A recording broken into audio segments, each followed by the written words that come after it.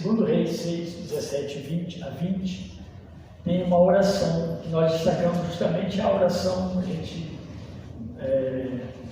dá uma salientada naquilo que o servo de Deus ele trouxe em oração diante de Deus. A gente não tem propósito aqui de destacar toda a história, todo o evento, mas o momento da oração, para isso nos ajudar nas nossas, nosso despertamento, para orarmos ao nosso Deus, enfim, até mesmo aprendermos a orar. Tem oração, meus irmãos, o que acontece nela, ela não é um modelo para ser seguido, mas a gente aprende olhando para os servos de Deus, como eles oravam a Deus, como Deus os atendia, né? De fato, segundo a vontade dele, mas é de grande exemplo para nós. O texto diz assim, segundo Reis 6, 17 a 20, e Eliseu orou: Senhor, abre os olhos dele para que veja.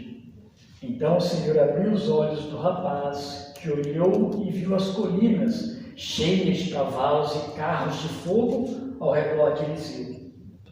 Quando os arameus desceram na direção de Eliseu, ele orou ao Senhor: fere estes homens de cegueira. Então ele os feriu de cegueira, conforme Eliseu havia pedido. Eliseu lhes disse: este não é o caminho, nem esta é a cidade que procuram. Sigam-me, e eu os levarei ao homem que vocês estão procurando. E os guiou até a cidade de Samaria. Assim que entraram na cidade, Eliseu disse: Senhor, abre os olhos destes homens para que possam ver. Então o Senhor abriu-lhes os olhos e eles viram que estavam em Samaria.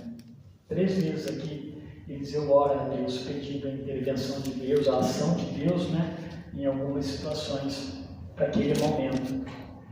Aqui é quando a Síria, não a Síria, mas a Síria, ela deliberou atacar Israel. Eles fizeram um plano de atacar Israel, eles montaram emboscadas em vários lugares a fim de destruir Israel. Aquelas lutas, guerras de nações, de povos, e era muito comum naqueles dias, né? Israel era muito visado, obviamente, mas o que acontecia, meus irmãos, que por revelação do próprio Deus, Eliseu, ele revelava os planos do exército sírio, revelava e passava para Israel: olha, hoje não fiquem neste lugar, olha, hoje não fiquem lá naquele outro lugar, porque o plano é para atacar vocês lá. Então, dessa forma, através dessas revelações de Deus, Deus ia livrando Israel do ataque dos sírios, né? Eles iam mudando de lugar. Aconteceu isso diversas vezes, até que então o rei da Síria, ele ficou desconfiado disso tudo. Como que pode, né? Nós planejamos internamente todo esse ataque e de repente eles estão sabendo que vai acontecer, né? Ele vai ficar desconfiado então de que poderia até haver alguém internamente estava delatando os planos deles ali do exército sírio. Poderia até no meio deles haver alguém que estava fazendo isso. Então levanta um dos conselheiros do rei lá da Síria e ele disse que essas coisas não era ninguém ali que delatou os planos dele, mas tratava-se de Eliseu. Eliseu já era conhecido, obviamente. E ele diz ali que Eliseu sabia até as palavras que o rei falava dentro do seu próprio quarto. É maravilhoso a gente imaginar isso, no aspecto de que Deus realmente se revelava, ele falava às pessoas, aos profetas, a quem ele quisesse. E ele revelava segredos do coração do homem de quem ele quisesse. Nesse caso aqui, lá no verso 12, fala isso, né? Olha, tem um homem lá em Israel, ele não usou essa expressão homem de Deus, que é muito comum, mas tem um homem que ele sabe todas essas coisas. Aquilo que você fala escondido, então não adianta. Você pode falar escondido no seu quarto, que ele sabe. Obviamente Deus, né, é quem revela. O que acontece então é que ele manda um agrupamento, né, um batalhão do seu exército para a cidade de Dotã, onde estava Eliseu. E o ajudante de Eliseu. Eliseu tinha um rapaz que o ajudava, que servia ele, né? Um rapaz estava sendo preparado, obviamente, também para o ministério. E eles vão, os soldados sírios vão para lá, para Dotã, para a terra de Eliseu, cidade de Eliseu, e cercam a cidade. Aquele ajudante de Eliseu, ele amanhece um dia, ele olha e ele se assusta quando ele vê a cidade cercada pelo exército sírio. É claro, qualquer um assustaria. Era o exército inimigo, ele estava ali rodeando a cidade. E a pergunta dele, né, no verso 15, que nós faríamos? Há um exército aqui, provavelmente vai nos matar, eles estavam atrás de Eliseu. Né? O que nós vamos fazer? E aí, meus irmãos, foi quando Eliseu, então, ele ora a Deus a primeira vez. Ele vai orar ao Senhor. São situações bem típicas para um momento. Mas é tão bom a gente imaginar que, normalmente, não é bem assim que alguns de nós, às vezes, fazemos diante das piores situações. As nossas situações não são essas, um exército cercando a gente para tentar nos matar, né? Mas, às vezes, são coisas semelhantes, problemas que nos cercam, aflições. E, às vezes, meus irmãos, nós demoramos para orar a Deus, a clamar a Deus de fato, descansar no Senhor, né? Aqui, o rapaz estava apavorado, né? Tinha sentido, mas no verso 16 que nós lemos aí, o que Eliseu faz? Primeiramente, ele ora a Deus. Mas ele ora a Deus, interessante, para que Deus pudesse abrir os olhos, né? O ajudante dele pudesse enxergar o que Eliseu já tinha visto, o que Eliseu já sabia. Aquele exército, ele não era um exército celestial, né? Diz lá que de carros de fogo, alguma coisa que mostrasse de fato o poderio. Ninguém mais viu isso. Mas aquele rapaz, ele olha e ele vê, né? O exército estava protegendo. A ideia nem é que haja um exército que destrua o outro exército. Mas um cuidado de Deus, há um cuidado de Deus, porque esse exército ele não agiu. Esse exército celestial ele não interferiu em nada, ele não lutou, ele não guerreou com aqueles inimigos. Houve momentos em que Deus agiu com algum tipo, né, de ação celestial, de exército, de servos dele, né, servos celestiais, ele agiu. E houve muitas mortes em alguns momentos. Não é esse o caso. Aquele rapaz viu, ele olhou, talvez ele esteja ensinando nele que ele precisava olhar e saber que Deus está no cuidado. E de fato, meus irmãos, se a gente pensar na vida de Eliseu e de Elias, especificamente esses dois, se eles não tivessem, realmente, se eles não crescem em Deus, eles estavam perdidos, porque a situação o tempo todo é de extremo desafio, né? Ameaçados de morte, de fato, porque eles amavam a Deus. Você pega o verso 17, Eliseu, então, ele vai orar novamente a Deus e pede que Deus segue aqueles soldados, os soldados sírios. Ele ora a Deus e fala assim, segue esses inimigos. E assim, meus irmãos, muitas vezes nós temos que pedir a Deus que detenha a ação dos inimigos. Os inimigos, de fato, eles estão desejosos de destruir, né, as coisas de Deus. Aqui, o alvo era Eliseu, por quê? Eliseu é que delatava os planos sírios. Não era nem mais o exército israelense. Eliseu era o homem que recebia de Deus todas as informações e repassava. Isso era um plano, isso era uma obra de Deus. E agora, Eliseu pede a Deus que torne aqueles homens, né, aqueles soldados cegos, Deus o permite, né? Deus ouve a oração e Deus faz com que aqueles homens fiquem cegos. Eliseu guia aqueles homens até Samaria. Samaria é a capital de Israel. Então Eliseu conduz aqueles homens para dentro de Samaria, para dentro de Israel, envolvido, obviamente, pelos soldados israelenses. Agora ali, vendo aquela tropa chegando, todo mundo cego, e Eliseu guiando eles. Chega lá em Samaria, eles ficam cercados, eles não sabem onde eles estão, e é quando então Eliseu ora pela terceira vez, e ele pede a Deus que abra os olhos daqueles soldados, e eles obviamente identificam e veem que estão em Samaria, são perdidos, em todos os sentidos, né? Estão na terra do inimigo, cercados pelo inimigo, e obviamente morrerão nas mãos do inimigo. É como se eles fossem levados de bandeja, como uma expressão que se usa, e entregue ali em Israel. Ele ora pela terceira vez, pede a Deus que abra os olhos. Agora eles abrem os olhos, os soldados enxergam e olham e veem onde eles estão e sabem que provavelmente eles não vão sair vivos daquele lugar.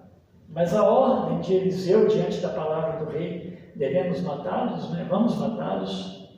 A ordem que Eliseu dá que não matasse aqueles soldados, mas os alimentasse e despedisse para a sua terra. Então a palavra, né, bem direcionada nesse sentido, mas não a morte, que aqueles homens voltam para a sua terra. Existe todo um contexto, meus irmãos, que a gente deve observar aqui, mas minha proposta sempre tem sido assim, olhar para as orações, o Deus que ouve nossas orações e opera sempre favoravelmente. O favoravelmente favoravelmente à vontade dele.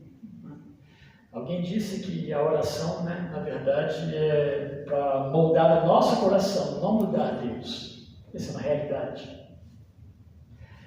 A gente precisa estar seguro, meus irmãos, da presença e desse cuidado de Deus para conosco. Como Geazi estava ali, precisava também a gente ficar, né, atento com esse cuidado de Deus conosco.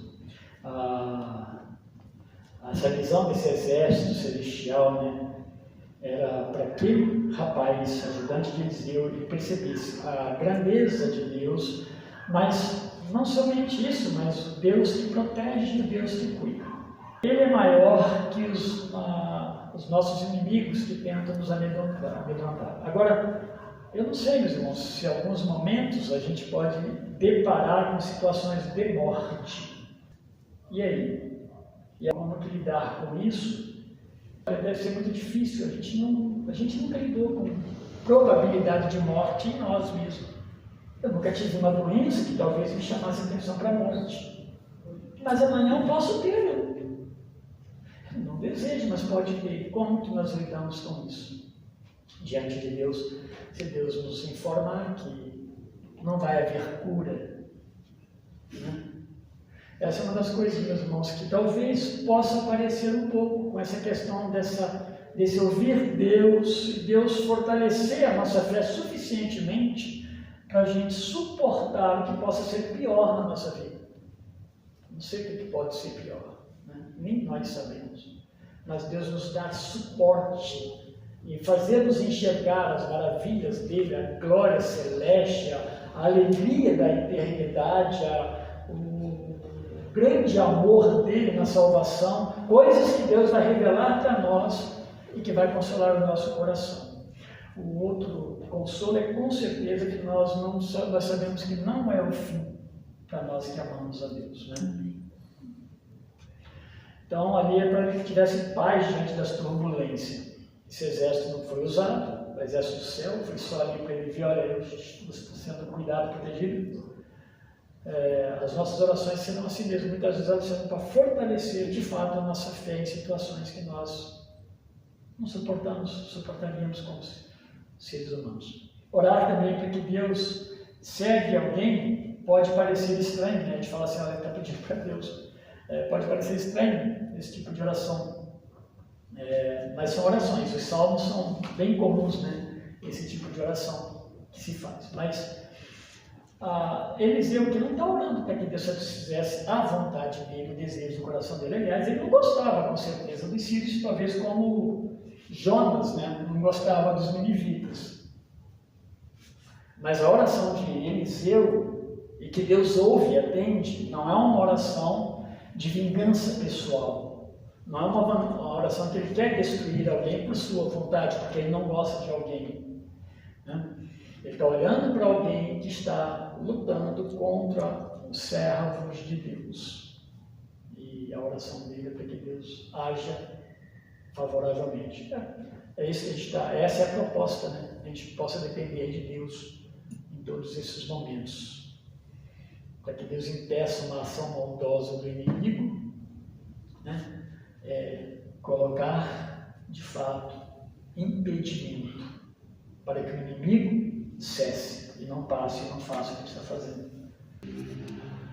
Da mesma maneira que aqui Eliseu ora para cegar, ele vai orar lá na sequência para quê? Para restituir a visão daqueles homens inimigos. O perigo já tinha passado, eles é que estavam agora em perigo, né? O povo de Israel está em segurança, e agora Eliseu manda orar, pede a Deus, né, que libere a visão deles, para que eles possam enxergar. Então isso mostra mais ainda, né, que é uma oração, não é uma oração de vingança pessoal, até porque o próprio Eliseu diz para não matá-los.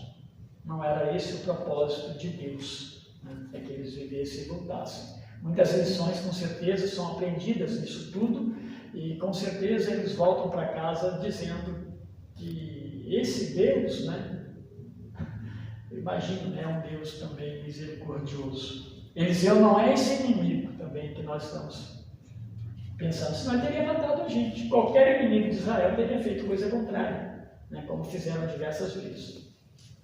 Essas orações de Eliseu, meus irmãos, vai nos ensinar então sobre a questão da nossa fé em Deus diante de, aqui no caso, né, de um Israel árido, um Israel sem fé, um Israel idólatra. Todas essas coisas, esse movimento que acontece ali em Israel, que a gente nem vê tanto lá no sul, na parte lá de baixo, mas lá na parte de cima, idólatra, a gente vê manifestações enormes de milagres de Deus, de ação de Deus, de fé de homens e ao mesmo tempo uma dureza enorme no coração daquela nação, né? Um povo árido se tornou Israel ali no norte. Então, muitas coisas a gente pode tirar aqui, eu deixei algumas orientações dentro do que nós lemos, mas, meus irmãos, que nós possamos confiar nesse Senhor. Também há uma aridez, né, nos nossos dias, aridez com relação à fé em Deus, a temor a Deus, coisa que a gente mais tem visto, né, e falado, essas afrontas que as pessoas estão fazendo, né? Eles não deixam que você não pode falar da sua fé para ninguém. As Olimpíadas foi um horror, né? Está sendo um horror em termos de, está sendo um desânimo aí de ver a Olimpíada, porque não pode falar de Jesus Cristo, mas pode fazer uma encenação contra o cristão. Então, é ou não é uma afronta à nossa fé, à nossa vida, o nosso dia a dia? Vocês pensam que, né, não é só lá, você sai aqui, você vai deparar com situações semelhantes à nossa fé. Nós estamos sendo, de certa forma, desejosos, eles estão, de nos confinar em algum sistema em que nós fiquemos sujeitos a isso. E aí, meus irmãos, entra de fato a nossa fé em Deus. Existe um Deus que eles clamam aqui. Esse é o mesmo Deus, a própria palavra afirma isso, né? O mesmo Deus, ele subsiste eternamente. Ele reina, ele é Senhor do céu e da terra. Esses homens não viram ainda, né? Não provaram ainda, alguns deles, do grande Deus que é o nosso Deus. Então, a lição que fica. Muitas vezes, não é para nós ficarmos saindo, né? Deus não está mandando sairmos para a guerra, mas nós orarmos a Deus, clamarmos ao Senhor e dependendo da ação de Deus. Creio que esse é um grande momento para isso, clamar ao Senhor contra essas pessoas que estão guerreando contra as nossas vidas, mas de uma forma indireta, né? Através do ataque à nossa fé, os nossos símbolos, as nossas crenças. Então, que Deus nos encoraje, nos dê ombros, né? Nos dê sustentação para esses dias que, eu diria, meus irmãos, aqueles dias eram dias de morte, mas hoje a sutileza, são dias terríveis, terríveis. Né? Na sutileza que eles estão trabalhando, estão de fato dificultando, né, esse árvore de Deus de agir no mundo. Mas nós não estamos sob o comando deles, estamos sob o comando de Deus. Deus os abençoe.